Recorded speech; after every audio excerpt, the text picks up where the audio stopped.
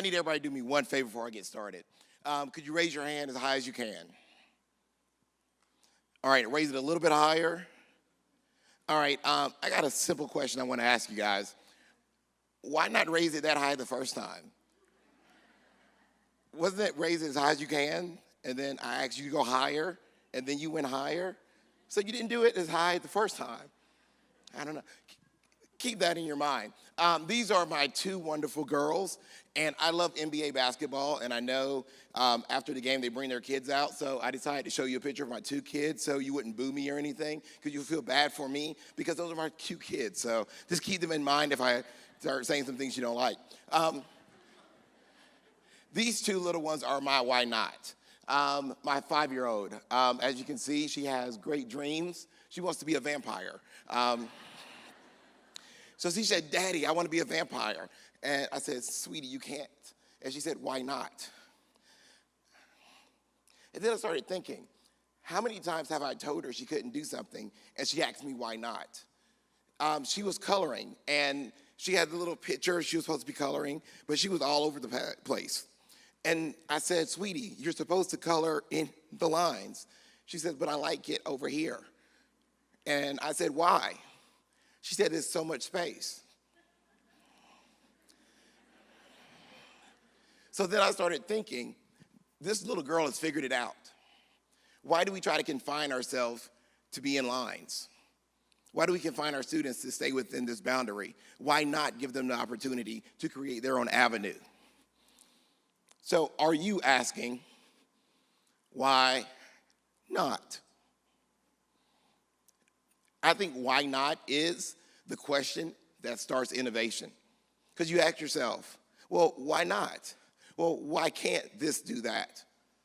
It gives you the opportunity to create. So are you creating an environment in your space to allow your students to be why notters? I just made that up. And here's why you may not, especially with technology. We integrate technology. How many of you integrate technology in your classrooms? Raise your hand as high as you can. All right, we got it that time. All right, well, I had to look up the definition because I'm not that smart, but Google is. So here's the definition of integration. To combine two or more things to form or create something. To make something a part of another. Integration in education. What could go wrong? Education has a really great history with integration, right? Yes, no, maybe. Well, we do this right now in our classrooms with technology. In my district, my students said, Mr. Phyall, no, they really didn't, but they said, I like the iPads. And I asked the kid, why do you like the iPad? He said, because my teacher doesn't know how to give us a test on it yet. And you know why teachers told me they don't like the iPads? It's hard to give tests on them. Well, we're stuck in that process of trying to be an integrator instead of an innovator. Because when you look at the term innovation, it's trying to do something in a new way. It's taking something and creating something new.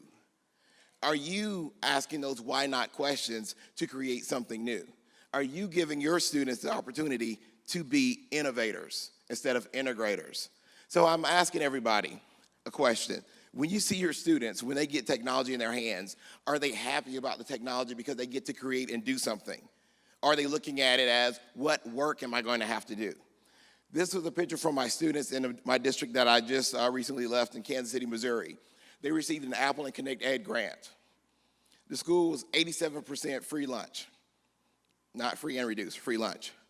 So these students were able to get an Apple device in their hands and create things. It was an amazing event. The students were so excited. I mean, some of them actually fought to want to take their devices home during the summer. We're like, maybe next year. But we could not have had that opportunity if we didn't start asking our questions. Why not our students? Why not our students? What can they do? What can they create? So I'm asking you out there, what is your why not?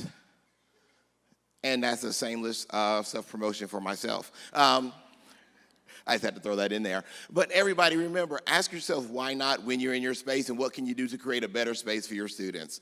I'm Adam Phyall, and I can't drop the mic. He won't let me, so I'm not going to do that. All right, you guys enjoy yourself.